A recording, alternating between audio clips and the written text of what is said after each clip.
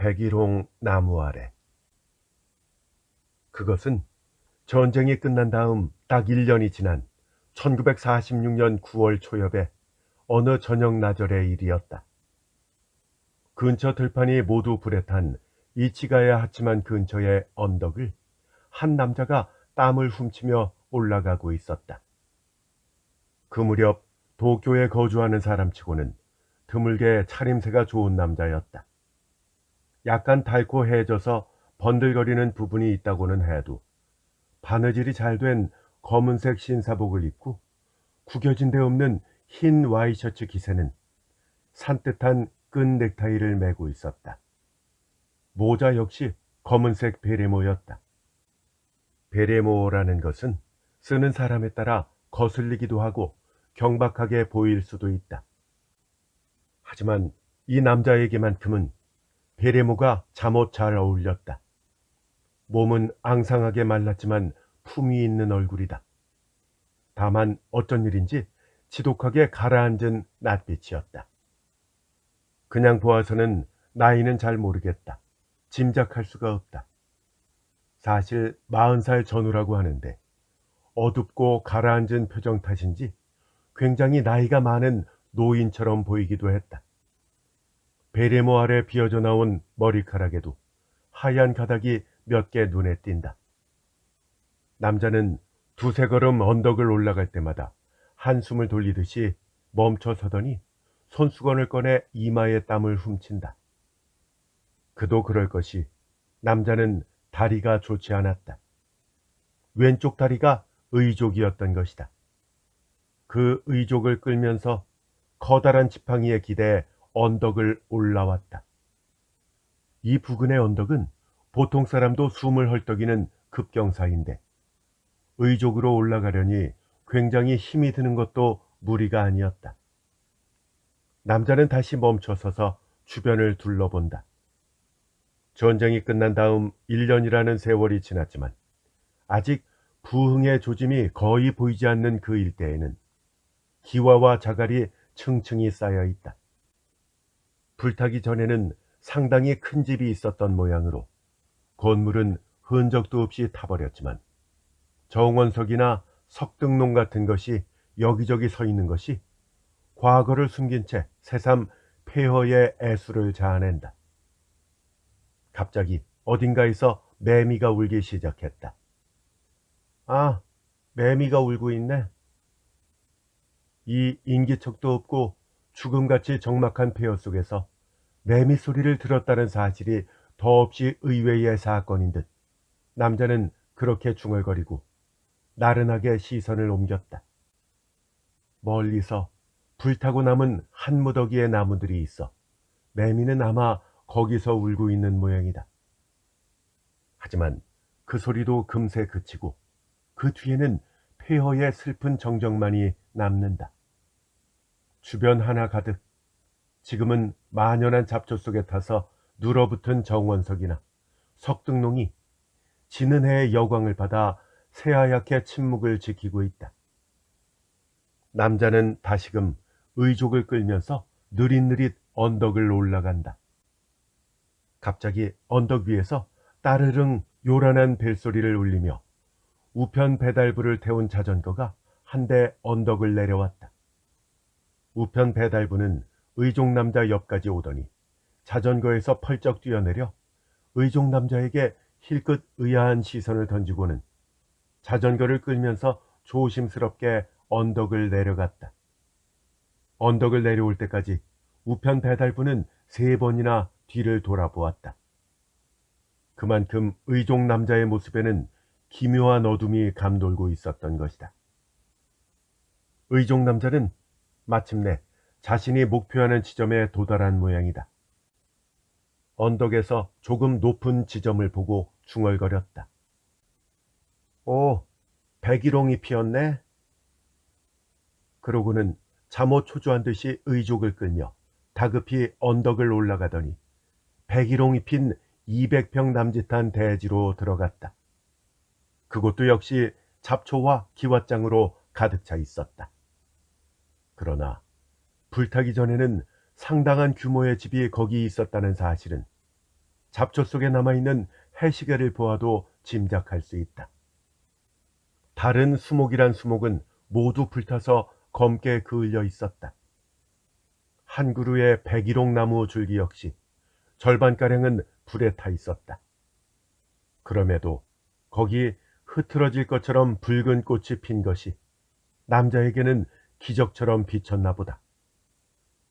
의종 남자는 다급히 잡초를 헤치며 그 나무 옆으로 다가가더니 마치 귀여운 자식이라도 애무하듯이 매끄러운 표면을 어루만졌다. 그러자 지난 날을 추모하듯이 넋을 잃은 눈에 물기가 어리더니 이윽고 희미한 눈물이 배어나왔다. 의종 남자는 그것을 알아차리고는 쓴웃음을 흘리면서 당황하며 손수건을 꺼내 눈물을 훔쳤다. 그러고는 백일홍 나무 옆을 떠나 감개무량한 듯이 주변의 폐허를 둘러보고는 이윽고 해시계 옆에 있는 돌 벤치에 앉았다. 거기서 멀리 내려다 보이는 이치가야의 수로 쪽으로 꽤 넓은 경사면이 있었다. 그건 역시 하나 가득 불에 탄 벌판으로 변해 있었다. 석양의 그림자를 비춘 채 타오를 것처럼 보이는 수로의 물조차 폐허의 색이 짙게 배어 있다. 의종 남자는 자세히 둘러보는 사이에 구제할 길 없는 귀기를 느낀 듯이 측은하게 몸을 떨었다. 마침 그 무렵 언덕 아래에서는 재빨리 그곳을 지나가려던 우편 배달부를 붙잡고 한 남자가 뭔가를 묻고 있었다. 귀환병 차림의 남자다. 우편 배달부는 언덕 위를 가리키면서 뭔가를 말했다. 금세 귀환병 차림의 남자는 가볍게 고개를 숙여 인사를 하고 이쪽을 향해 언덕을 올라오기 시작했다. 의종 남자는 아무 생각 없이 그것을 보고 있었지만 이윽고 다시 눈을 돌려 이치가야의 수로 넘어 구단 쪽을 내려다보았다. 하지만 그의 눈은 결코 그 주변의 경치를 보는 것이 아니다. 그의 눈은 언뜻 먼 곳을 향해 있는 것처럼 보이지만 사실은 마음속 깊은 곳에 소용돌이치는 내면의 상처를 집요할 정도로 핥고 있었다. 어느샌가 다시금 그의 눈에는 눈물이 배었지만 이번에는 더 이상 그것을 닦으려고도 하지 않고 흘러나오는 뜨거운 이슬이 뺨을 타고 흐르도록 내버려 두었다. 잠깐 여쭙고 싶은 게 있는데요. 느닷없이 누군가가 말을 걸어서 의종 남자는 놀라 고개를 돌렸다. 당황해서 주머니에서 손수건을 꺼내 땀을 닦는 흉내를 내며 서둘러 뺨을 타고 내리던 눈물을 훔쳤다. 네? 무슨 일이신데요? 눈물 때문에 목소리가 변한 것을 알아차리지 못하게 하려는 듯 의종 남자는 고개를 돌린 채 낮은 목소리로 중얼거렸다. 이 부근에 전에 사에키 이치로 씨라는 분이 사시던 곳이 있었을 텐데요. 그곳이 어디쯤인지 아십니까? 의종 남자는 놀란 듯이 돌아보더니 물끄러미 상대 모습을 응시했다. 조금 전 언덕 아래서 우편 배달부를 붙잡고 뭔가 물어보던 귀환병 차림의 남자다. 나이는 36 정도일까? 작은 키에 궁상맞은 차림새지만 동남아시아에서 멋지게 그을린 피부가 눈에 띄었다. 분명 막 귀환한 참일 것이다. 남자는 어깨에 잠낭을 메고 있었다. 사에키 이치로의 집이라면 바로 여긴데요. 그 순간 귀환병 차림의 남자는 눈에 번쩍하고 기묘한 빛이 떠올랐다. 아, 그런가요? 그럼 사에키 씨는 지금 어디에... 의종 남자의 눈에 희미한 의구심이 떠올랐다. 의아한 듯이 물끄러미 상대 모습을 지켜보면서 물었다. 사에키 이치로에게 뭔가 용건이 있으십니까? 네, 좀... 제가 바로 사에키 이치로입니다. 귀환병 차림의 남자는 하얀 치아를 드러내면서 싱긋 웃었다. 웃으니까 의외로 부침성 있어 보이는 남자다. 아, 역시 그랬군요. 아까부터 그렇지 않을까 생각했는데요. 들었던 풍채하고 거의 다르지 않아서요. 아, 저 실례했습니다. 저는 가와지의 전우예요. 가와지의 전원을 가져왔습니다. 저 아시죠? 가와지. 저 가와지 겐조.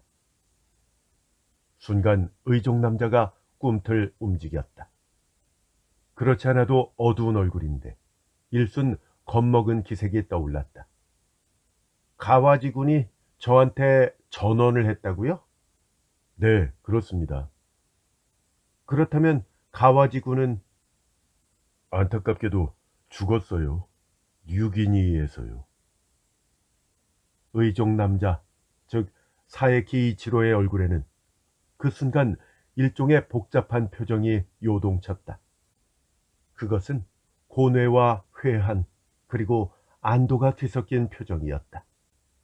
한동안 그는 감개무량한 듯이 묵묵히 자신의 발끝을 응시하다가 이윽고 귀환병 차림의 남자 쪽으로 고개를 돌렸다.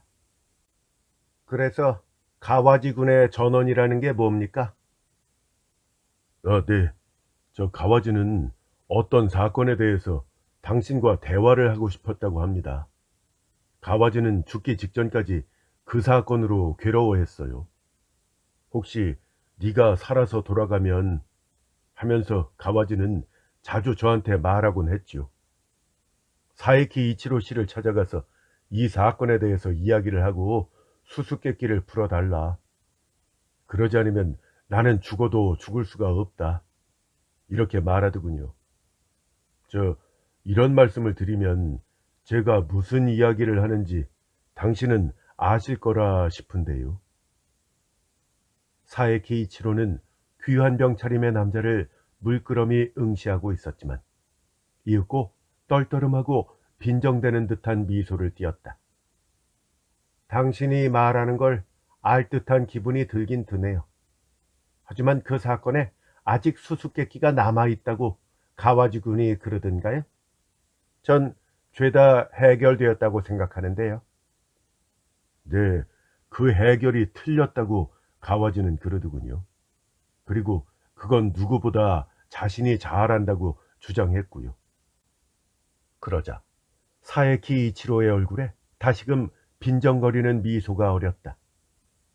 인간이란 죽음의 순간에조차 정직해지지 못하는 것 같군요. 그는 일부러 들으라는 듯 중얼거리고 상대 얼굴을 보았다. 그래서 당신이 그 사건에 대해 저와 얘기를 해보고 싶다 이런 겁니까? 그래요. 그렇습니다. 귀환병 차림의 남자는 약간 더듬거리는 말투였다. 그리고 저와 얘기하면 수수께끼가 풀릴 거란 얘기네요. 혹시 아직 수수께끼가 있다고 치면 말입니다. 네, 그렇습니다. 아마 풀릴 거라 생각합니다. 사에키 이치로는 변함없이 빈정거리는 미소를 입가에 머금고 한동안 상대 얼굴을 바라보다가 이윽고 천천히 말했다. 전 지금 세타가야에 있는 친척집에서 방을 빌려 쓰고 있는데 거기로 갈까요? 아니면 그는 주변을 둘러보았다. 여기서는 대화가 안 될까요? 귀환병 차림의 남자는 새삼 주변의 적막한 폐허를 둘러보았다. 해는 슬슬 서쪽으로 넘어가고 차츰 사물의 그림자가 길어지는 때다. 폐허 전체를 통틀어 사람의 그림자는 어디에도 보이지 않았다. 저는 빨리 가야 해서 여기서도 괜찮습니다. 아니, 어쩌면 이 장소야말로 그 사건에 대해 이야기를 나누기엔 가장 적합할지도 모르죠. 분명 그 사건은 여기서 일어났을 테니까요. 그렇습니까? 그럼 자, 귀환병 차림의 남자는 초대에 응해 집안이었던 자리에 들어서더니 사에키 이치로가 가리키는 대로 사에키가 앉은 돌벤치 맞은편에 있는 평평한 정원석에 앉았다. 한동안 둘 다 말 없이 서로 탐색하듯이 상대의 얼굴을 지켜보고 있었다. 그리고 누가 먼저랄 것도 없이 담배를 꺼내 불을 붙였다. 하지만 귀환병 차림의 남자는 한 모금 마시자마자 그 불을 눌러 끄더니 소중하게 주머니에 넣고는 상대 눈동자를 정색하고 들여다보았다. 저 가와지가 말하기를 그 이야기를 시작하기 전에 우선 유미라는 여성에 대해서 당신에게 들으라더군요. 가와지의 말에 따르면 그 사람이야말로 그 사건의 동기가 되지 않았나 했어요. 분명 그 사건은 유미라는 여성의 일주기가 되던 밤에 일어났죠. 일단 침착함을 되찾았던 사에키의 얼굴에 다시금 동요의 빛이 나타났다. 하지만 금세 그걸 억누르더니 의연하게 빈정거리는 미소를 띤 채 물었다. 가와지 군이 그렇게 말하던가요? 네, 그렇습니다. 글쎄요. 가와지 군이 왜 그렇게 생각했는지는 모르겠는데 사에키는 천천히 담배를 피웠다. 유미에 대해서라면 얼마든지 말씀드릴게요. 이 방금도 저는 그 사람 생각을 하던 참이거든요. 오늘 제가 여기 온 것도 일찍이 그 사람과 둘이서 즐겁게 지내던 일을 추억하기 위해서 온 겁니다. 이 나이가 돼서 이런 말을 하다니 분명 어리석은 남자라고 생각하시겠지만 그렇게 생각하셔도 별 수 없습니다. 저한테는 그 사람은 보물이었거든요. 아니, 영원한 보물입니다. 유미는 지금도 제 추억 속에 살아있으니까요. 그 사람이 생전에 백일홍을 무척 사랑했었어요. 근데 지금 그 백일홍이 기적적으로 살아남아서 꽃을 피운 것을 보고 막 울던 참이었습니다. 당신이 아까 나한테 말을 거셨을 때도 저는 그 사람을 그리면서 울고 있었죠. 자, 어리석은 남자, 여자 같은 남자라고 비웃어 주시죠. 사에키는 목구멍 안쪽에서 희미하게 웃었다. 뺨이 차츰 홍조를 띠고 눈동자가 젖어들 듯 빛나고 있었다. 사에키는 목구멍에 걸린 것을 삼키더니 다시금 말을 이었다. 유미는 제가 만든 여자입니다. 네, 그래요. 그렇게 말해도 틀리지 않을 겁니다. 저는 유미가 9살일 때부터 직접 길렀거든요. 그때 전 막 대학을 졸업해서 한 24살쯤 되었을 텐데 처음부터 저는 그 여자가 다 크면 내 아내나 애인으로 만들 작정이었습니다. 제가 아내를 혹은 애인을 만드는데 왜 그런 수고를 했느냐 하면 저는 극단적으로 여자 앞에만 가면 몸이 굳어지는 사람이기 때문이에요. 젊은 여성 앞에만 가면 몸이 떨리고 입도 번긋할 수가 없었어요. 게다가 저는 여성에 대해서 까다로운 이상을 갖고 있었습니다. 그런 두 가지 성격이 화를 불러일으켰고 저로서는 도저히 보통 수단으로는 아내나 애인은 꿈도 꿀 수가 없었어요. 그래서 저는 대학을 졸업한 해에 작정하고 미래의 아내나 애인을 기르자고 결심했던 겁니다. 아무리 극단적으로 여자를 버거워하는 저라도 설마 9살, 10살 소녀 앞에서 몸이 떨리지는 않을 테니까요. 그리고 그 대상이 된 것이 바로 유미였습니다. 사에키의 눈에는 과거를 추억하듯이 희미한 빛이 떠올랐다. 그것은 꽤 상규를 벗어난 이야기다. 게다가 그런 이야기를 하는 사에키의 말투에 그것을 이상한 것이라고 생각하는 기미가 조금도 보이지 않아서 그 기묘함이 한층 과장된 느낌을 주었다. 귀환병 차림의 남자는 몰래 군침을 삼켰다. 사에키는 계속 말을 이었다. 유미는 저의 이상에 근접한 소녀였어요. 좀 더 정확하게 말하자면 장래에 이상에 근접한 여자가 될 거라고 생각되는 소녀였죠.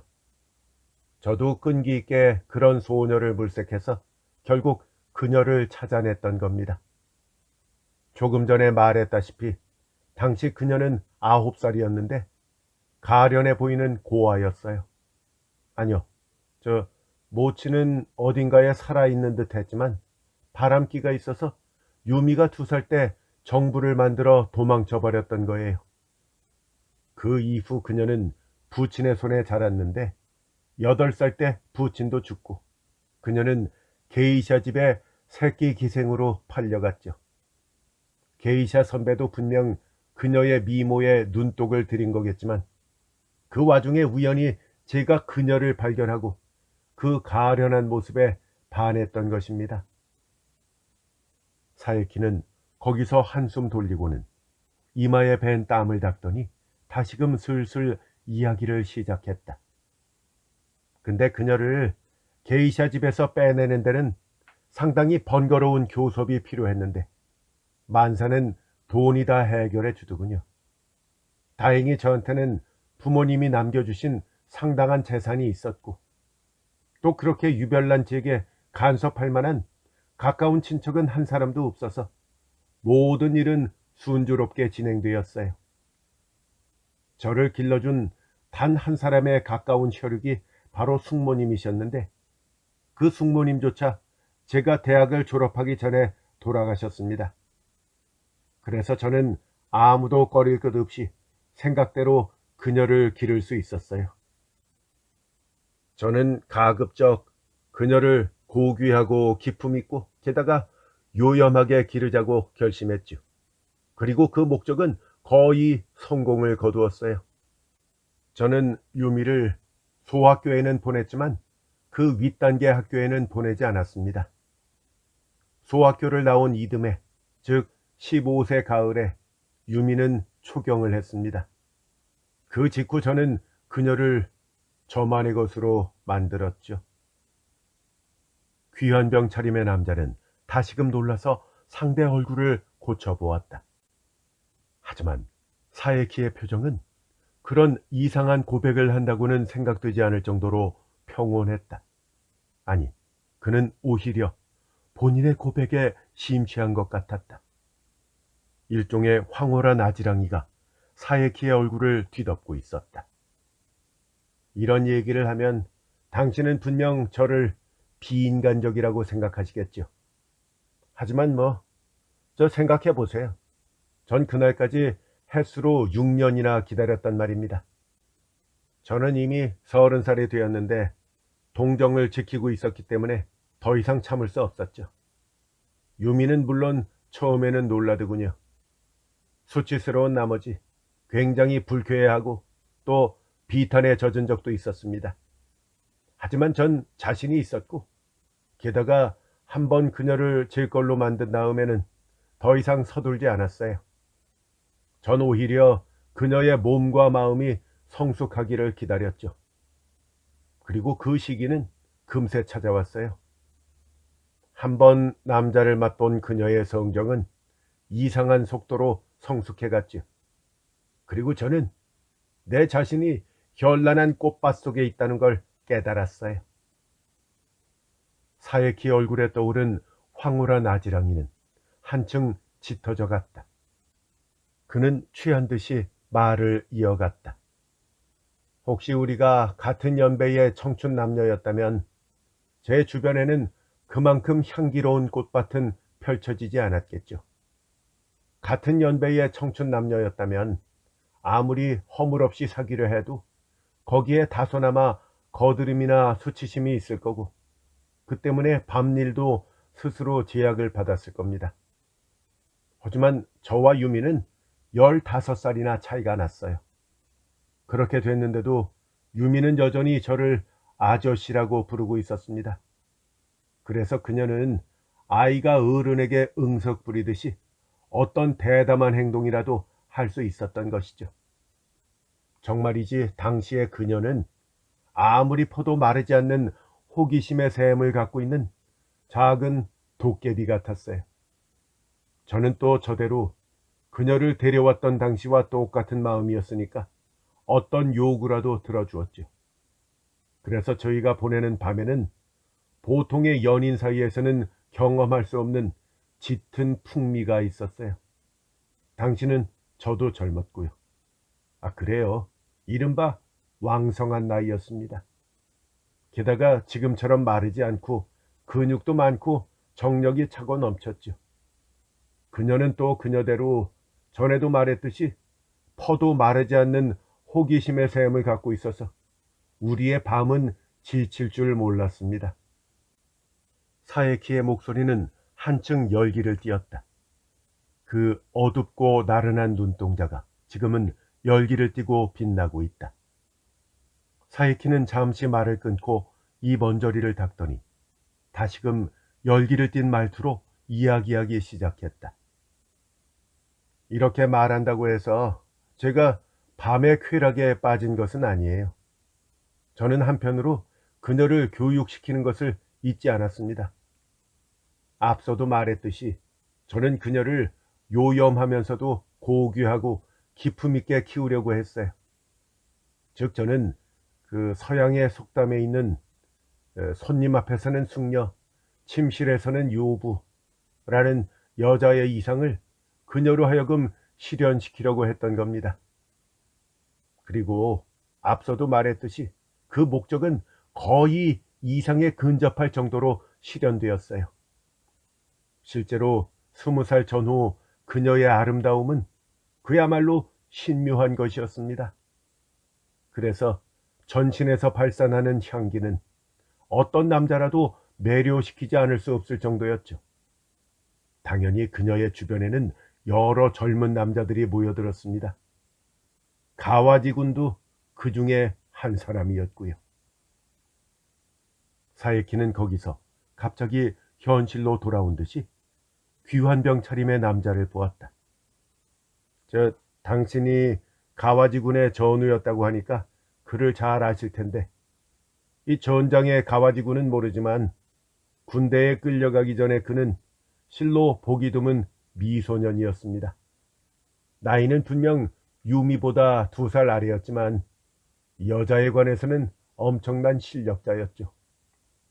분명 유미와 마찬가지로 고아였다는 것 같았는데 요코하마에서 자란 유명한 불량 소년으로 14살 때 이미 여자를 알았다고 하더군요. 그 이후 아마추어든 프로든 그의 가슴에 안긴 여자는 너무나 많아서 셀 수가 없을 정도라고 들었습니다. 제가 어떻게 그런 걸 알았는가 하면 그가 유미에게 접근했던 초기에 사립탐정을 고용해서 몰래 그의 행실을 조사하게 했기 때문이죠. 저는 항상 새로운 남자가 유미에게 접근할 때마다 그렇게 대처하고 있었습니다. 그럼 왜 이처럼 위험한 남자를 유미 주변에서 떨어뜨리지 않았는가 하면 저는 자신이 있었기 때문이에요. 유미는 다분히 요염해서 그 점이 남자들에게 희망을 주는 반면에 고귀하고 기품 있는 부분도 있어서 남자의 시시한 감언 이설에 넘어갈 염려는 전혀 없었습니다. 게다가 그녀는 저 이상으로 자신을 만족시켜줄 만한 육체와 기교를 지닌 남자가 있을 리 없다는 사실도 잘 알고 있었죠. 그래서 저는 남자들이 유미의 손에 노란하고 허무한 희망을 가진 채 차츰 안달하며 초조해하는 모습을 보는 것이 참 재밌었어요. 즉 저는 제가 만든 여자를 남자들에게 보여준 다음 그들이 안달하고 번민하고 게다가 그들이 동경하는 여자를 독점하는 데에 더할 수 없는 만족감을 느꼈던 겁니다. 그리고 만약 저주스러운 전쟁이라는 것이 없었다면 우리의 그 쾌락에 가득 찬 생활은 좀 더 길게 지속되었겠죠. 그 무렵부터 사에키 얼굴에는 차츰 어두운 그림자가 드리워졌다. 말투에도 차츰 열기가 사라지고 이야기하는 것도 귀찮은 것 같았다. 그저 빛을 잃은 눈을 멍하니 들더니 정처 없이 먼 곳을 응시하면서 하지만 습관처럼 이야기를 이어갔다. 이후의 일은 저로서는 생각하기도 싫으니까 가급적 간단하게 말하겠습니다. 1941년 여름 초엽에 저는 군대 소집장을 받았습니다. 당시 저는 36살이었고 유미는 21살이었죠. 당시 정세로는 군대 훈련도 받지 않은 36살짜리 남자가 병사로 소집되는 것도 이상하지 않기 때문에 저도 각오는 하고 있었지만 역시 유미가 마음에 걸렸습니다. 그래서 4명의 친구를 골라서 그녀를 부탁했죠. 그 4친구란 고미 긴노스케, 시가 규헤이, 기토 주니치, 그리고 가와지 겐조입니다. 고미는 중학 시절부터의 후배였는데 사립대학을 나와서 스키지의 상사회사에 근무했었습니다. 대학 시절부터 제가 돌봐주었죠. 나이는 저보다 3살 아래고요. 시가 규헤이는 저와 대학 동창인데 전에는 별로 출입도 안 했는데 유미가 나이가 들면서 급격히 아름다워진 무렵부터 묘하게 자주 오게 된 남자입니다. 당시 사립대학 강사를 하면서 시 같은 것을 쓰고 있었던 것 같아요. 그리고 기토 주니치는 전에 집에서 하숙을 하던 남자인데 머리가 좋은 놈이었어요. 사립대학 야간을 졸업해 당시 경기가 좋았던 군수회사에 들어가서 제법 날리는 것 같았죠. 그 무렵 30살 전후였고요. 마지막으로 가와지 군에 대해서는 이미 당신도 아실 테고요. 즉, 이 4사람이 가장 열렬한 유미의 찬미자들이었습니다. 다들 아직 독신이었고요. 자, 그럼 의문이 생기죠. 왜 하필이면 이런 위험한 인물들만 골라서 뒷일을 부탁하고 갔는가? 저는요, 독으로 독을 막을 작정이었던 겁니다. 그들로 하여금 서로 견제하게 함으로써 유미의 안전을 지키자는 고육지책이었습니다. 자, 이렇게 4사람의 남자와 유미를 더한 5 남녀가 성대한 송별회를 해주고 저는 바로 입대해서 거의 어떤 훈련도 받을 겨를이 없이 전선으로 향했습니다. 제가 어느 전선으로 갔는지 그건 불필요한 얘기니까 하지 않겠습니다. 그로부터 6개월 후 저는 다리에 지독한 부상을 입고 후방으로 돌아오게 되었습니다. 그리고 그곳 병원에서 오른쪽 무릎 관절부터 아래쪽을 절단해서 의족을 찬 몸으로 소집 해제를 받았죠. 그렇게 집에 돌아온 것이 1942년 봄이었습니다. 근데 제가 집에 돌아와서 일주일째 되던 날 갑자기 유미가 독을 먹고 자살했던 겁니다. 사이키는 단숨에 거기까지 말하더니 후 하고 깊은 한숨을 토해내고 이마에 밴 땀을 닦았다. 그리고 그대로 침묵해버렸다. 귀환병 차림의 남자도 입을 열지 않는다. 이치가와의 수돗물이 한층 빛을 머금고 신사의 숲 주변에서 무슨 새인지 모를 새 한 마리가 깨를 뿌리듯이 또렷한 파문을 만들며 허공으로 날아 올라가는 것이 보였다. 한참 지나 귀환병 차림의 남자가 탐색하듯이 상대 눈을 보면서 낮은 목소리로 물었다. 부인의 자살 원인은 모르시는군요. 모릅니다. 유서도 유언도 없었으니까요. 귀환병 차림의 남자는 의심스러운 눈으로 상대 얼굴을 보고 있었지만 그 부분에 대해서 강하게 추궁하려고는 하지 않았다. 그리고 그로부터 1년이 지나서 부인의 일주기 자리에서 그 사건이 일어난 거래요. 사에키는 그 말에 어둡고 나른한 눈으로 끄덕였다. 귀환병 차림의 남자는 주머니에서 아까 끈 담배를 꺼내더니 불을 붙였다. 그리고 천천히 그것을 빨아들이더니 꽁초를 발로 비벼 끄고는 다시금 사에키의 얼굴을 보았다. 자, 이제 슬슬 문제 핵심에 들어가겠는데요. 우리가 지금 여기서 다시 그 사건을 되짚어 보면 어떨까 해서 말이에요.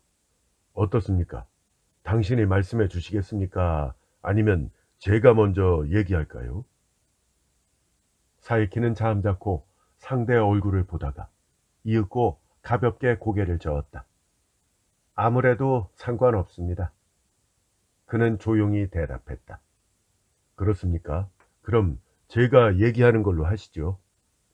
당신은 지치신 듯하니까요. 이 가와지는 이 얘기를 반복하고 또 반복해서 제게 들려주었습니다. 저 역시 반복하고 또 반복해서 애매한 부분이나 요점을 잡기 힘든 부분을 집중해서 물어보았었죠. 그래서 아마 저는 비교적 정확하게 얘기할 수 있을 거라 싶은데요. 혹시 틀린 부분이 있다면 주저없이 정정해 주세요. 귀환병 차림의 남자는 고개를 갸웃하고 기억을 더듬는 눈으로 띄엄띄엄 이야기하기 시작했다. 그때 당신은 일주기가 다가오자 이틀 전에 네 남자를 이 집으로 부르셨지요? 뭐 네 사람이란 말할 것도 없이 그 당신의 중학 시절 후배이자 당시 스키지의 상사 회사에 근무하던 고미 긴노스케, 그 다음이 대학 시절 동창으로 시인이며 사립대학에서 강의를 하던 시가 규에이, 대개 하숙생으로 당시 경기가 좋은 군수회사에 다니던 기토 주니치, 그리고 가와지 겐조, 이렇게 네 사람, 즉 당신이 군대 소집되었을 때 뒷일을 부탁한 사람들이죠. 이 네 사람을 이 집으로 부르신 거예요. 당신의 요청으로 그 사람들은 일주기 전전날부터 여기 묵게 된 겁니다. 단 가와지는 일주기 전야 따로 용건이 있어서 이 집을 나와 하룻밤 따로 보내고 일주기 당일 오후 늦게 여기 돌아왔어요. 그리고 그 사실이 나중에 미묘한 문제를 이 사건에 던졌던 것이죠. 사이키는 잠자코 끄덕였다. 아무튼 사건의 핵심에 들어가기 전에 또 하나, 나중에 생각하면 이 사건의 전주곡이었다고 생각할 만한 사건부터 이야기를 해보죠. 이 일은 가와지가 외출한 사이에 일어난 사건인데 그는 나중에 다른 사람한테 들을 때까지 몰랐다고 했어요. 그러니까 일주기 당일 아침에 좀 이상한 일이 이 집에서 일어났죠. 당신의 애견 셰퍼드가 갑자기 괴로워하는가 싶더니 금세 피를 토하면서 죽어버렸다면서요. 하지만 그때는 다들 놀라기는 놀랐지만 상대가 개니까 별로 신경 쓰지 않고 아마 식중독이라도 걸린 거라고 생각해서 그대로 지나쳐 버렸어요. 하지만 나중에 보니까 그 일이 무척이나 중대한 의미를 갖고 있었던 사실을 알게 되었던 거죠. 사이키는 다시금 어두운 눈을 하고 끄덕였다. 귀한 병차림의 남자는 그 얼굴을 물끄러미 지켜보면서 숨을 들이켰다. 자, 그럼 이제부터 슬슬 사건의 본론에 들어가 보시죠.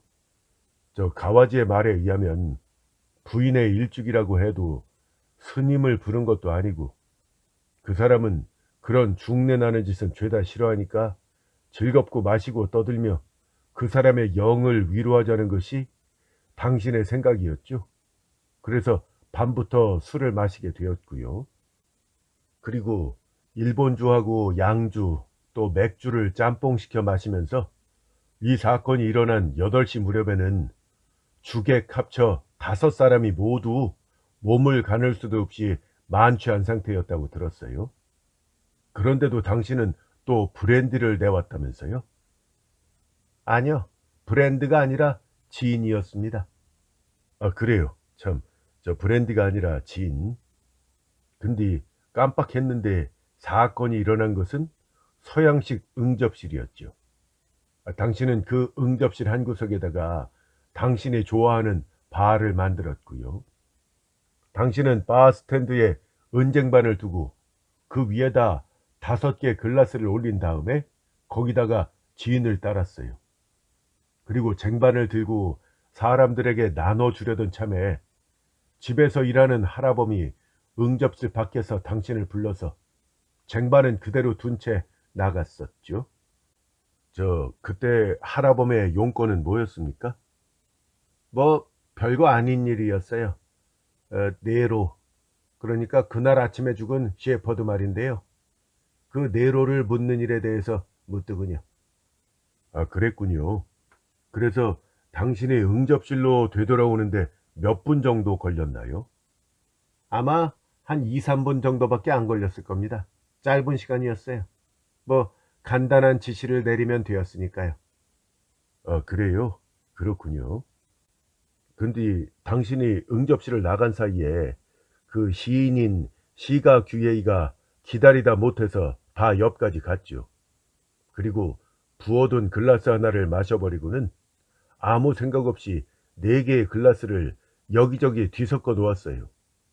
이 사실은 시가도 나중에 고백을 했고요.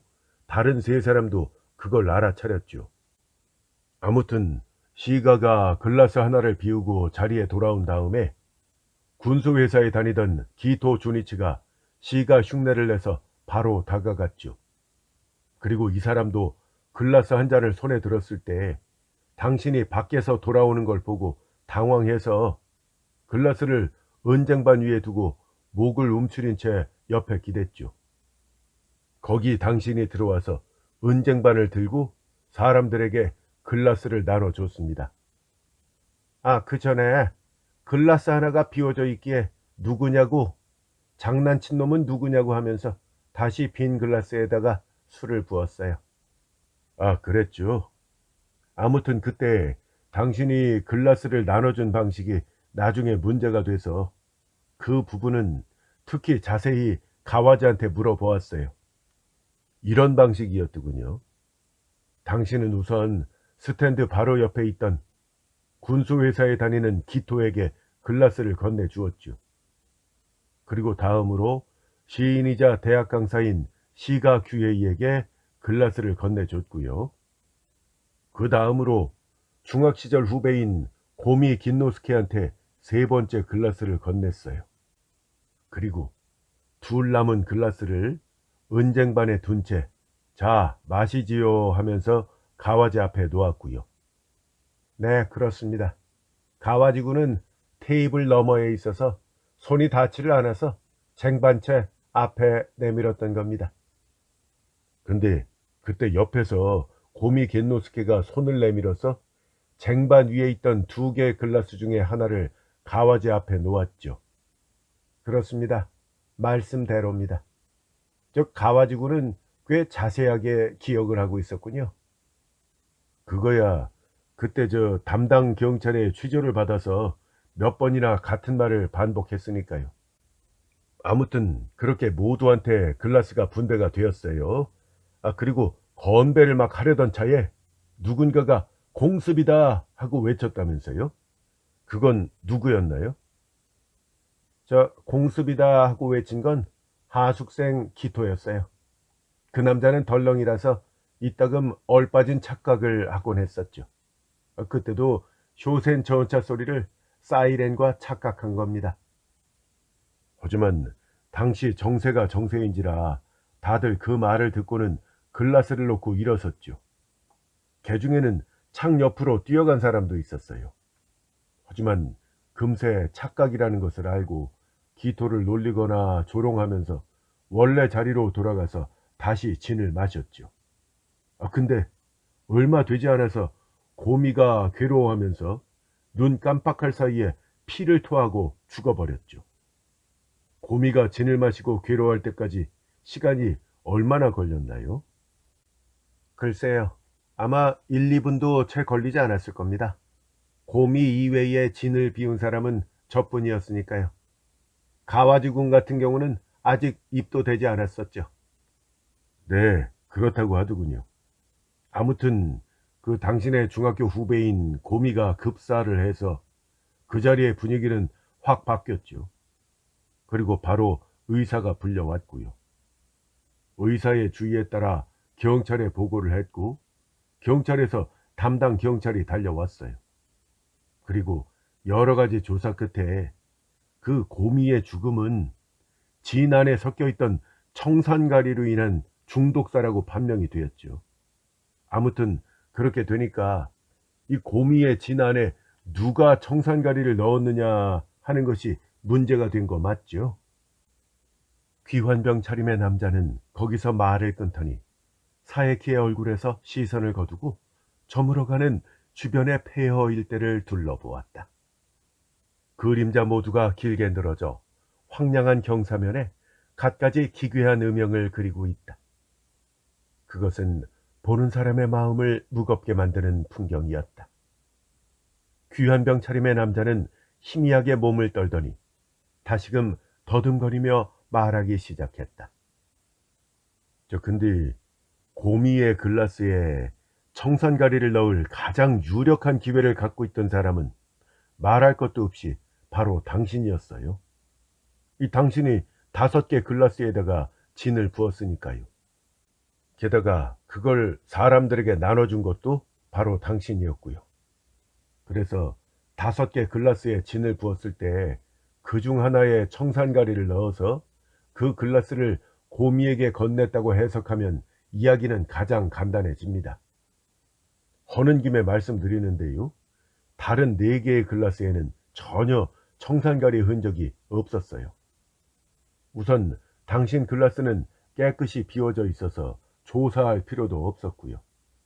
혹시 그 글라스에 청산가리를 넣었다면 당신 본인이 고미와 마찬가지로 피를 토하고 죽어버렸겠죠. 사에키가 어두운 눈을 하고 끄덕였다. 귀환병 차림의 남자는 계속 말을 이었다. 그래서 아까도 말씀드렸다시피 당신이 독살자라면 사건은 간단하게 해결될 터인디 그게 그렇지 않았던 것은 글라스에 진을 붓고 나서 당신이 한번 방을 나갔기 때문이에요. 게다가 그 뒤에 시가가 글라스에 다가가서 그중 하나를 비우고는 나머지 4개 글라스를 아무 생각 없이 뒤섞어 놓았었죠.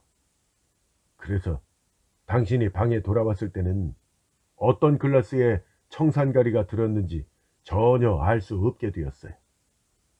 이 5개 글라스는 나중에 정밀하게 조사를 했는데 그건 완전히 똑같은 글라스로 육안으로 보아서는 세밀한 차이조차 발견할 수 없었다고요. 그래서 당신이 청산가리를 넣었다면 그걸 나눠줄 때 도중에 망설였을 거예요. 당신 자신이 글라스 자리가 바뀌었다는 사실을 알고 있었을 테니까요. 다시 말해서 청산가리가 들어있던 글라스가 어느 것인지 모르게 됐다 이 말입니다. 그러니까 자칫 독이 든 글라스가 당신 자신한테 돌아올지도 모르죠. 근데도 당신은 아무 거리낌 없이 태연하게 글라스를 나눠주었어요. 그러니까 독을 넣은 사람은 당신이 아니라고. 가장 먼저 당신이 용의자에서 제외되었던 것입니다. 그래요. 참 말하는 걸 잊었는데 당신은 방에 돌아와서 시가 마신 글라스에다가 다시 진을 부었는데 그때는 기토가 이미 옆에서 보고 있어서 절대 독을 넣을 기회가 없었고 기토 역시 절대 그런 일은 없었다고 증언했어요. 사에키는 다시금 말없이 끄덕였다. 귀환병 차림의 남자가 말하는 이야기에서 그는 무언가 감동을 받았는지 아니면 전혀 무관심인지 그 표정으로는 조금도 알 수 없었다. 그는 그저 어두운 눈으로 지그시 발밑을 응시할 따름이었다. 아무튼 독을 넣은 사람이 당신이 아니라면은 다른 누가 그 기회를 갖고 있었을까요? 그건 말할 것도 없이 시가와 기토가 되겠죠. 왜냐? 둘 다 5글라스에 접근을 했으니까요. 하지만 시가든 기토든 그들 중 한 사람이 독을 마셨다 쳐도 그 글라스가 고미한테 갈 거라는 사실을 어떻게 알았을까요? 사실 그런 건 불가능합니다. 글라스를 나눠준 것은 그들 중 누구가 아니라 바로 당신이었으니까 자칫 독이 든 글라스가 자기한테 돌아올지도 모르죠.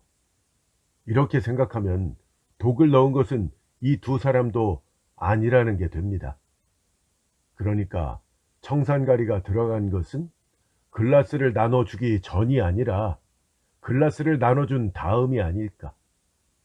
당연히 누구라도 생각할 수 있고, 그렇다면 기토의 착각으로 일어난 잠시 동안의 공습 소동을 중시할 수밖에 없게 되겠지요. 사이키는 여전히 잠자코 고개를 숙이고 있다. 그 얼굴을 석양이 암적색으로 물들이고 있었다. 기토가 공습이다라고 외친 순간 다들 글라스를 내려놓고 긴장했죠. 그 틈에 누군가가 고미의 글라스에다가 청산가리를 넣은 것은 아닐까. 그래서 그때 5사람의 위치가 문제가 되었어요.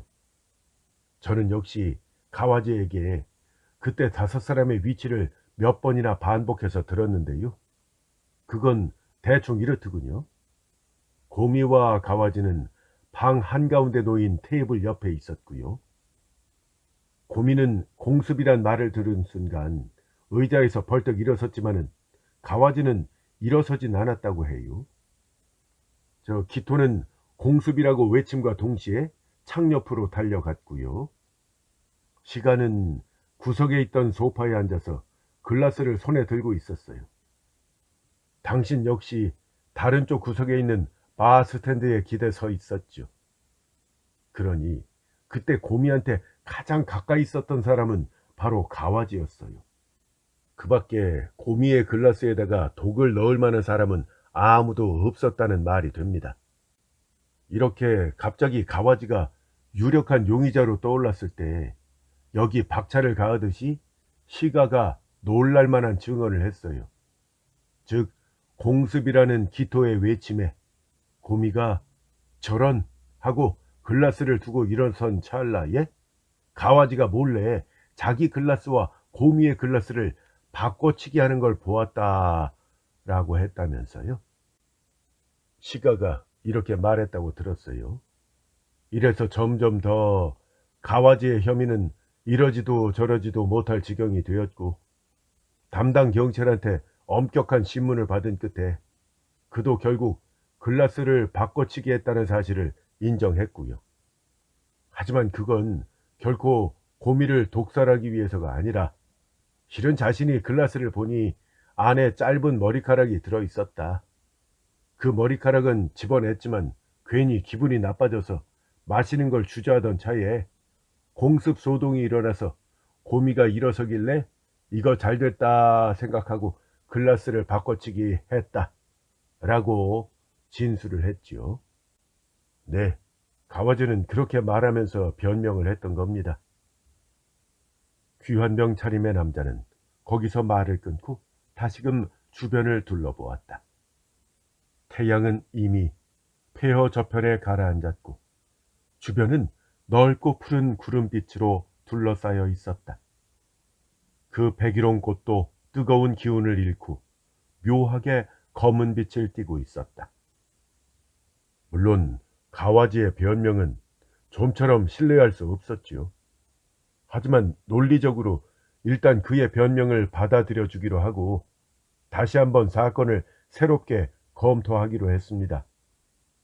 가와지의 변명이 만약 진실이라면 사건은 완전히 뒤집히게 되니까요.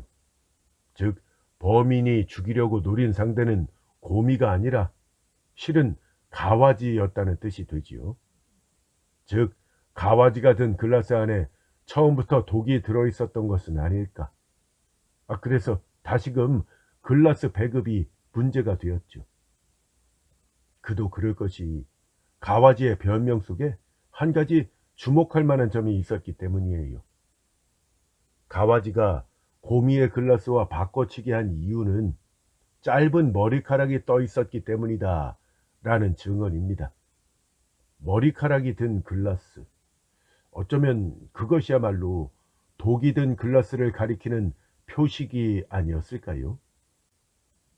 귀환병 차림의 남자는 상대의 안색을 읽으려는 듯이 슬며시 상대를 엿보았지만 사이키는 변함없이 입을 꾹 다문 채 눈썹 하나 움직이지 않았다. 아까도 말했다시피 그래서 또 새삼 글라스의 배분이 검토되었습니다. 혹시 머리카락이 독이 든 글라스의 표식이었다고 치면 시가나 기토가 아무리 글라스의 위치를 바꿔도 상관이 없었겠죠. 당신은 머리카락이 든 글라스를 피해서 기토, 시가 그리고 고미한테 순서대로 글라스를 건네줄 수 있었겠죠. 그러니까 혹시 그때 당신이 가와지한테도 글라스를 건넸다면 당신의 혐의는 씻을 수 없는 것이 되어버릴 참이었어요. 근데 그게 그렇지가 않아서 다시 이야기가 꼬이기 시작했죠. 당신은 2개 남은 글라스를 쟁반째로 가와지 앞에 내밀었어요. 만약 그때 가와지가 독이 든 글라스를 피해서 다른 하나의 글라스를 집었다면 어떤 결과가 되었을까요? 물론 가와지에게 독이 든 글라스를 집게 하도록 글라스의 위치를 궁리할 수도 있었겠죠. 사람들은 대개 자신 앞에 놓인 것 중에 오른쪽 물건에 손이 가게 마련입니다. 그러니까 거기다가 독이 든 글라스를 놓고 상대가 그걸 집도록 노리는 것도 어려운 일은 아닐지도 모르죠.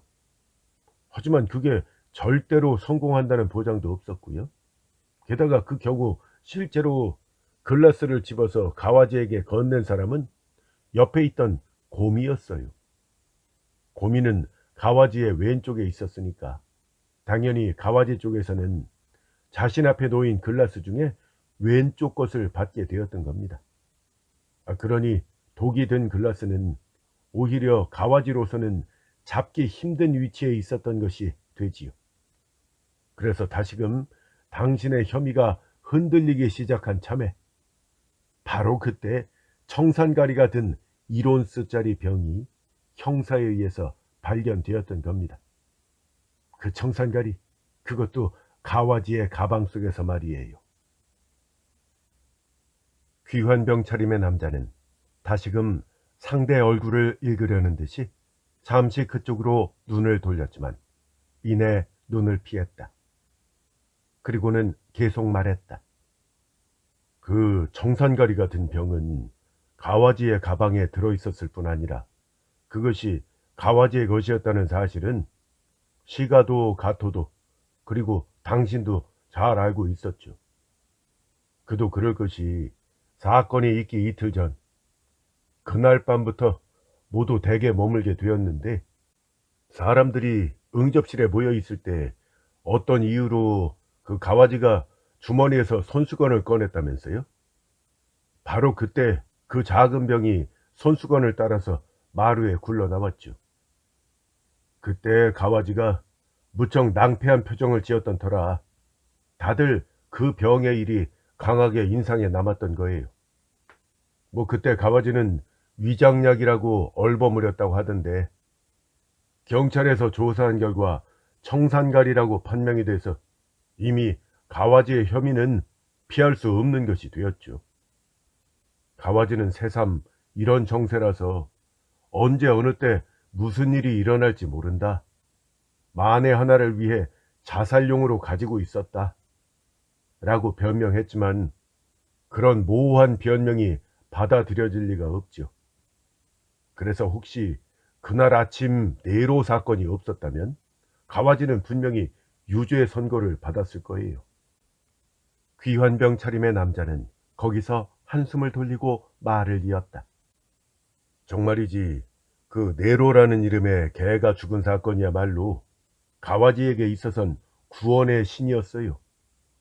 고미 사건이 일어났기 때문에 새롭게 네로 사건이 대두가 되었는데요. 다행히 네로의 사체도 또 그날 아침 네로가 먹은 음식물의 잔해도 그대로 남아 있어서 담당 경찰이 새삼 조사를 해본 결과 네로의 죽음 역시 청산가리에 의한 중독사로 밝혀졌죠. 그리고 그 독은 그날 아침 그 네로가 먹은 음식물 속에 섞여 있었다는 사실도 밝혀졌어요. 다시 말해서 그날 아침 누군가가 청산가리를 써서 네로를 죽인 사람이 있다는 얘기입니다. 게다가 가와지는 전날 밤부터 그날 오후 늦게까지 그 집에 없었단 말이죠. 네로가 먹은 청산가리 같은 음식물은 그날 아침 할아범이 준 거니까 이 사건에 관한 한 가와지한테는 확실한 알리바이가 있었던 겁니다. 가와지의 이야기를 따르면 그는 그 병을 가방 안에 넣고 그것을 그 집에 둔 채로 하룻밤 다른 곳에서 묵었다고 합니다. 그러니까 누군가가 가와지가 집을 비운 사이에 병의 내용물을 약간 덜어내서 우선 그것을 네로에게 시험을 해본다. 실제 그 병이 주머니에서 굴러떨어졌을 때 가와지는 굉장히 낭패했었기 때문에 그것을 보는 사람들이 어쩌면 하고 의심한 것도 무리는 아니었죠. 아무튼 시험을 해보니 정말 그것이 맹독이었기 때문에 이번엔 그것을 인간에게 썼던 것은 아닐까 싶었어요. 자, 이렇게 된다면 문제는 그 네로라는 개에게 독을 먹인 사람이 과연 누굴까 하는 거겠죠? 그에 관한 할아범의 증언이 단숨에 이 사건을 뒤집어 놓았습니다. 즉, 할아범의 증언에 의하면 그날 아침 네로가 먹을 음식을 준 후에 급히 다른 볼 일이 생각나서 그걸 부엌에 둔 채 밖으로 나갔는데 한참 지나서 돌아왔더니 고미가 부엌에서 나오는 걸 마주쳤다고 합니다. 고미, 네, 그 피해자 말이에요. 귀환병 차림의 남자는 거기서 의미심장한 미소를 지었다. 아니, 저 사건도 이 정도로 잘 진척되면 아주 안성맞춤이죠. 할아범의 증언에서 지금까지 몽상에 지나지 않았던 고미의 자살설이 크게 대두가 되었어요. 그래서 당시의 고미의 상태를 조사를 해보니까 안성맞춤으로 자살할 만큼 궁지에 몰려 있었다는 사실을 알게 되었죠. 즉, 그 무렵 고미가 근무하던 상사 회사는 전쟁 때문에 도산해서 직장도 없고 경제적으로 굉장히 어려웠으며 건강도 극히 나빠져서 자포자기 상태였어요. 그런데다가 고미는 두세 명의 친구들에게 가장 편안한 죽는 방법은 무엇일까? 하고 농담처럼 물어본 적이 있다는 증언까지 나왔습니다. 그래서 마침내 이 사건은 고미의 자살이다 하는 것으로 결론이 났죠. 즉, 가와지가 글라스를 바꿔치기 한 후에 그 글라스 속에 스스로 독을 넣어서 마신 거다 라고 말입니다.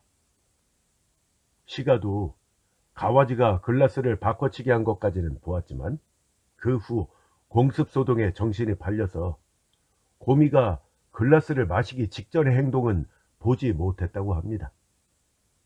관계자 일동에게 이 이상으로 좋은 해결 방법이 또 있을까요? 물론 전쟁이란 게 없었다면 경찰에서도 이런 안이한 해결로 만족하지 않았을지도 몰라요. 하지만 그런 사이에 가장 유력한 용의자 가와지가 군대에 끌려가서 멀리 해외로 파견을 나갔기 때문에 마침내 사건은 고미의 자살로 결론이 나버렸던 것이죠. 이야기를 마친 귀한병 차림의 남자는 살피듯이 사에키의 얼굴을 지켜보고 있었다. 하지만 사에키는 여전히 넋을 놓은 듯이 수로 저편의 높은 건물을 지켜보고 있었다. 그대로 화석이 되는 것은 아닐까 생각될 정도의 표정이었다. 아무튼요, 귀한병 차림의 남자는 거기서 말을 바꾸었다. 조금 전까지 말씀드린 것이 표면에 드러난 사실이죠. 근데 가와지는 이 해결로 만족하지 않았다는 사실은 당신도 잘 아시겠죠? 가와지는 이렇게 말했어요. 고미는 자살한 게 아니다. 그건 누군가가 자기를 죽이려고 독을 넣은 거다. 그리고 그 누군가는 바로 사에키 이치로, 즉 당신이다 라고 얘기를 했습니다. 귀한병 차림의 남자는 거기서 말을 끊더니 잠자코 사에키의 얼굴을 지켜보고 있었다. 하지만 사에키는 특별히 안색을 바꾸지도 않고 여전히 허탈한 표정이었다. 잠시 동안 두 사람 사이에 팽팽한 긴장감이 흘렀다. 그 침묵을 끝내고 입을 연 것은 사에키였지만 그 말투는 잠옷 귀찮다는 투였다. 가와지군은 제가 자기를 죽일 만한 무슨 이유가 있다고 하던가요? 네, 그렇습니다. 있어요. 하지만 그건 당신의 오해라고 하던데요. 네? 오해라고요? 사에키의 입술은 기묘하게 일그러졌다. 그것은 치밀어 오르는 분노를 가까스로 누르는 표정이었다. 뭔가 말하려는 듯이 입을 열었지만 이내 생각을 고쳐먹은 듯 다시 입을 다물어 버렸다. 귀환병 차림의 남자는 그 얼굴을 물끄러미 바라보면서 말했다. 사에키 씨는 아마 하고 가와지는 말하더군요. 사에키 씨가 군대에 소집되어 가 있는 가운데 폭력을 써서 유미 씨를 범하고 유미 씨를 자살하게 만든 남자가 나라고 생각하고 있는 것 같은데 그건 내가 아니다. 라고 가와지는 말하더군요. 사에키의 입술이 다시금 기묘하게 비틀렸다. 그렇게 말하던가요? 하지만 가와지군은 그걸 어떻게 알고 있었을까요? 유미의 자살 원인을 말입니다. 그거는 유미 씨한테 고백을 들었기 때문이에요. 유미 씨는 자살 직전에 가와지를 찾아가서 죄다 털어놓았다고 합니다. 그때 가와지는 설마 유미 씨가 자살할 결심을 했으리라고는 생각 못했기 때문에 그대로 돌려보냈는데 나중에 생각하니 참 유감이라면서 안타까워했지요. 그러자 사에키의 입술은 다시금 기묘하게 일그러지고 무시무시한 빛이 눈에 나타났다. 그리고 무언가 격렬한 말을 토해내고 싶은 모양이었지만 이내 생각을 고쳐먹은 듯이 느릿느릿한 말투로 말했다. 그렇군요. 그럼 당신이 말하듯이 제가 가와지 군에게 독을 먹였다 치고 그럼 어떤 식으로 했다는 겁니까? 그런 건 불가능하다고 당신 스스로가 조금 전에 말했잖아요.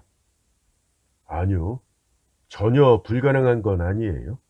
혹시 당신 자신도 독을 먹을 작정이었다면 말이죠. 갑자기 사에키의 눈에 날카로운 빛이 반짝였다.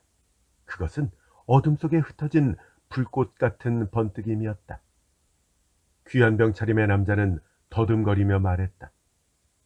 문제는 역시 그 짧은 머리카락에 있어요. 그건 독이 든 글라스의 표식이 맞았거든요.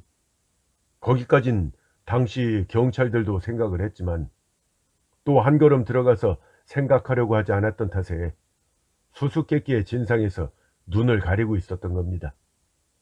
그 머리카락은 고미가 집어서 가와지에게 준 글라스에만 떠 있었던 게 아니에요. 2개 남은 글라스 양쪽에 다 떠 있었던 겁니다. 즉, 남은 2개 글라스에는 둘 다 독이 들어 있었다 이 말입니다. 그래서 가와지가 어떤 글라스를 집을까는 문제가 아니었죠. 당신은 가와지가 그 글라스를 마시길 기다려서 자신도 독을 마실 작정이었죠. 그러니까 당신은 가와지의 뒤를 이어서 죽을 작정이었는데 갑자기 사에키의 어깨가 크게 떨렸다. 이마에 흥건히 땀이 배어 나왔다. 기묘한 눈매로 그는 상대 얼굴을 노려보고 있었다. 그런데 당신도 예측하지 못했던 그 공습 소동 탓에 가와지가 자신의 글라스와 고미의 글라스를 바꿔치기 했어요. 바꿔치기 한 이유는 그때 가와지가 말한 대로 머리카락이 들어있어서 기분이 나빴기 때문이었죠. 근데 당신도 한순간 그 공습소동에 정신을 빼앗겨서 글라스가 바뀌었다는 사실을 알아차리지 못했어요. 만약 알았다면 당신은 어떤 구실을 붙여서 고미가 그 글라스에 입을 대는 걸 막으려고 했겠지요. 아무튼 당신은 가와지가 글라스에 입을 대기를 이제나 저제나 기다렸어요. 근데 그 전에 고미가 고통에 몸부림치는 것을 보고 당신은 놀랐죠. 그리고 이내에 뭔가 착오가 생겼다는 걸 알아차렸어요. 그리고 서둘러 자신의 글라스의 내용물을 바의 개수대에 부었겠지요. 어쩌면 청산가리 흔적이 남아있지 않도록 다시 한번 진으로 헹궜을지도 모르겠네요. 당신 바로 옆에 진 병이 있었고 다들 고미에게 정신을 뺏겼던지라 그 정도의 여유는 있었겠죠. 자, 사이키 씨, 이것이 바로 제가 푼 수수께끼 해답인데요. 당신은 제 얘기를 어떻게 생각하시나요? 사에키의 눈동자의 번뜩임은 한층 격렬함을 더해 흡사 불타오를 것 같았다. 한동안 그는 구멍이 뚫릴 정도로 상대 얼굴을 노려보다가 이윽고 어깨를 푹 떨어뜨리더니 목구멍 안쪽에서 낮고 건조한 웃음소리를 냈다. 그것은 더없이 음침한 웃음소리였다. 역시 당신은 영리한 사람이군. 당신이 어떤 사람인지는 모르지만 참 현명한 남자야. 경찰 놈들도 못 푼 수수께끼를 멀리 이향해서 남한테 들은 것만으로도 풀어내다니 말이야. 하지만 당신 그 해답을 듣고 내가 놀랄 거다, 벌벌 떨 거다 생각했다면 그건 오산이야. 난 이제 아무도 두렵지 않거든. 난 이미 각오했어. 그래, 가와지를 죽이려다가 잘못해서 고미를 죽였지. 고미를 죽인 건 바로 나야. 고미는 딱하게 됐지 뭐. 그 점에 대해선 나도 계속 양심의 가책을 받았어. 난 그때 죄다 고백해버릴까 고심했지만 살인 혐의가 가와지한테 갈 것 같기에 침묵을 지키기로 했던 거야. 즉, 가와지를 살해하는 데는 실패했지만 그 대신 살인죄로 그놈을 교수대에 보낼 수 있을지도 모른다 라고 생각했기 때문이지. 당신이 가와지를 살해하려고 했던 동기는 뭔가요? 사에키의 얼굴에 갑자기 불끈불끈 격렬한 분노의 빛이 떠올랐다. 그는 그것을 겨우 억누르고 다시 차분히 이야기를 시작했다. 소집 해제가 돼서 돌아왔을 때 난 유미가 너무나 야위고 초췌한 모습이라 놀랐어요. 어딘가 아픈 건 아닐까 물어보니까 아무데도 아프지 않다고 대답하더군요. 근데도 그날 밤 그녀는 나의 포옹을 끝까지 거부했습니다. 내가 그렇게 기대하면서 군대에서 돌아왔는데 유미가 얼마나 기뻐해 줄까 기대하고 가슴을 두근거리던 나의 애무를 그녀는 완강히 거부했습니다. 그녀는 그렇게 일주일 동안 계속 거부하던 끝에 결국 자살한 거란 말입니다. 유언도 없었어요. 하지만 나는 그녀가 죽고 나서 그녀가 지독한 성병에 걸렸다는 사실을 알게 되었습니다. 그러니까 내가 가와지를 죽이려 한 것도 무리는 아니죠. 성병에 걸렸다. 당신은 그게 가와지 탓이라고 생각하신 거군요. 그렇죠. 그놈 이외에 누가 또 있습니까? 게다가 난 전에 유미가 그놈과 입맞춤을 하는 걸 본 적이 있거든요. 입맞춤이라고요? 입맞춤이라고 해도 이마에다가 한 거지만 유미가 그놈을 끌어안고 이마에 입을 맞추는 걸 똑똑히 보았단 말입니다. 그 역겨운 미소년 남봉꾼 같은 놈. 사이키는 이를 바득바득 갈았다. 귀환병 차림의 남자는 딱한 듯이 그 얼굴을 지켜보다가 갑자기 다른 말을 꺼냈다. 그런데 사이키 씨, 가와지가 그때 청산가리를 왜 소지했는지 혹시 아십니까?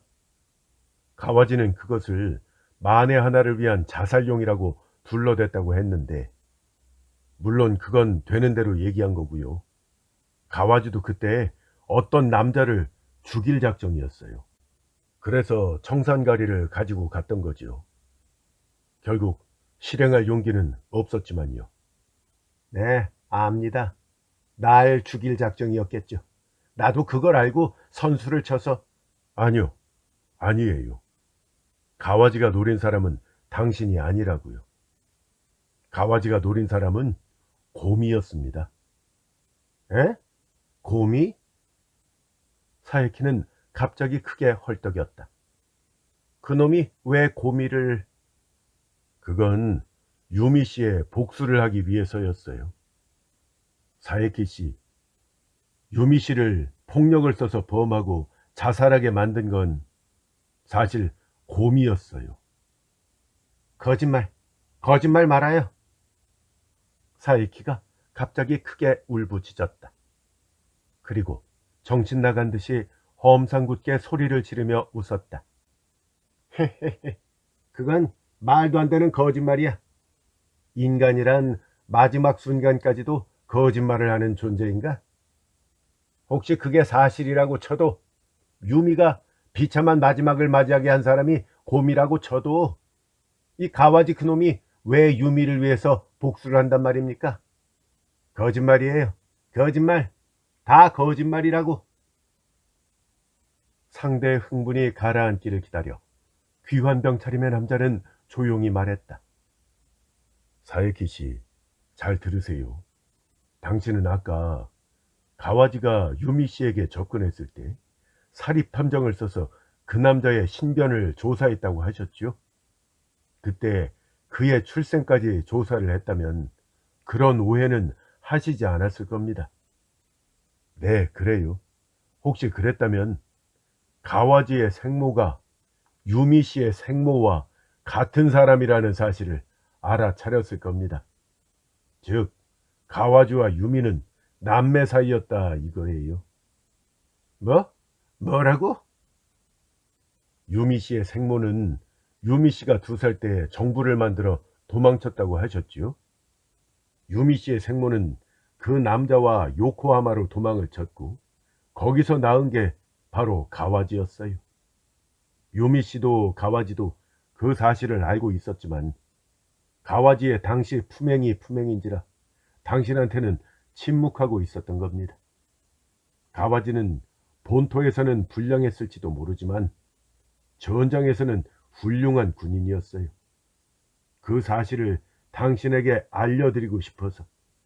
또 하나, 당신이 고미의 죽음에 대해서 양심의 가책으로 괴로워하고 계시지 않나 싶어서 진상을 밝히려고 한 겁니다.